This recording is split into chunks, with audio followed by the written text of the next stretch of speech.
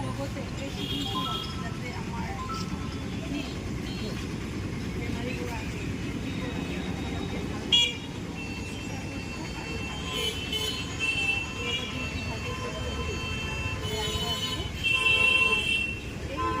শিবিৰবোৰ আমাৰ চৰকাৰৰ তৰফৰ পৰা যি আমাৰ গৰীব মানুহসকলৰ কাৰণে যি এটা সুবিধা দিছে সেই সুবিধাখিনি যাতে মানুহখিনি পায়।